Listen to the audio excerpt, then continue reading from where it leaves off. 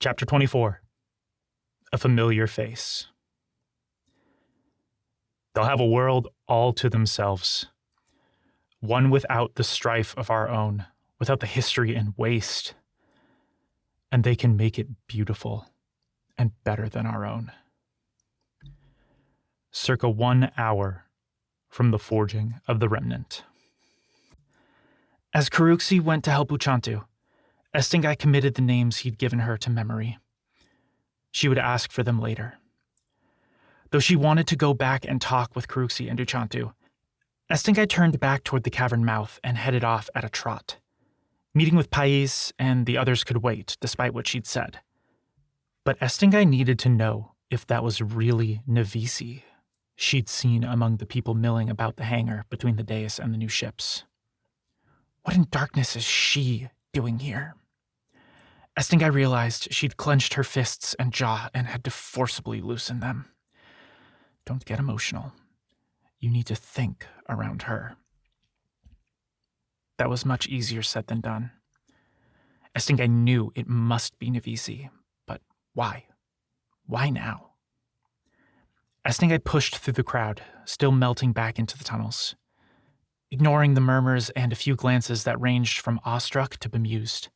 For a moment, as she came to one of the intersections, Estingai thought she'd lost the woman.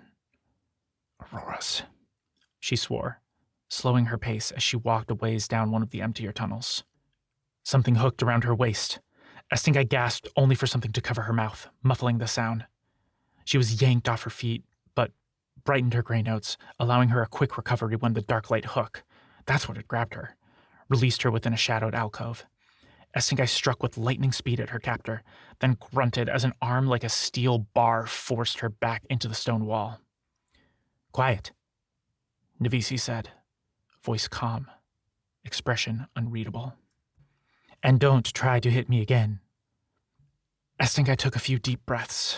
She tried to force herself to relax. It didn't work. Perkvid, are you doing here? Estingai hissed, even as she found her heart racing. She couldn't keep from staring at Navisi. Her eyes, her lips, her figure. Starless night, I forgot about that part. She kept her voice down, at least. Where were you when Svemaku and the others died? When Matsanga disappeared, we needed you and you abandoned us. The woman hadn't exactly been there for Estingai before all of that, even when they'd lived on the same floating fortress, and they didn't like each other, but Estingai had thought the woman owed a knight some help, at least. Navisi's face didn't change. I had more important things to worry about. Estingai's eyes bulged, nostrils flaring, her blood boiled, overwhelming the strange attraction for a moment. Navisi frowned, then sighed. I'm sorry. The words sounded forced, but they shocked Estingai's anger from her. Unfortunately, that made the pull return, and Estingai found herself staring again. You know I'm not good at dealing with people, Navisi said, sounding almost annoyed. And you're not the only one under a lot of stress. I didn't mean to diminish the importance of your loss or this remnant you formed.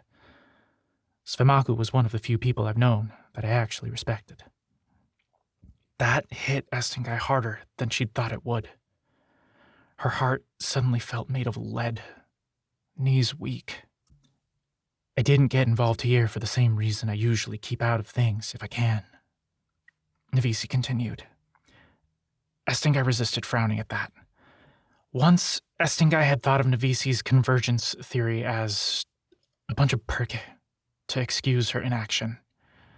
No different than the excuses of those wealthy who had refused to help Estingai and others like her when she'd lived on the streets, eating whatever scraps she could find.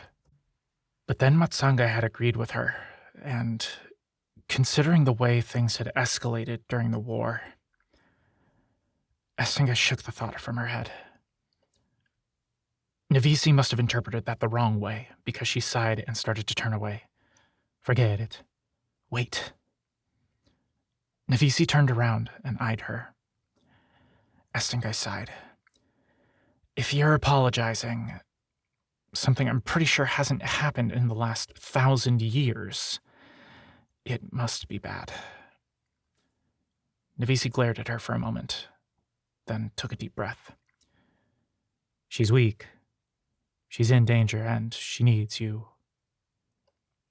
Estingai narrowed her gaze. Who? She cut off, eyes wide. Oh. Navisi nodded. Can I trust you? Estingai frowned. I've never given you a reason not to. You, on the other hand. Navisi's eyes hardened. Then she sighed. I don't mean it that way. Then what do you mean? Navisi wet her lips. Estingai's cheeks grew hot at what that did to her, then glanced toward the hall.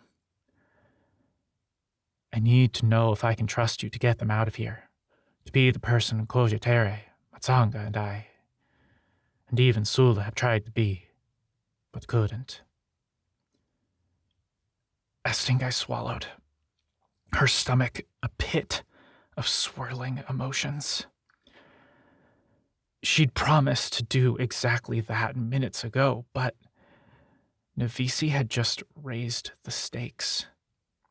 With just a few words, Estingai found herself far, far out of her depth. Yet, she straightened, steeling herself, and met Navisi's gaze.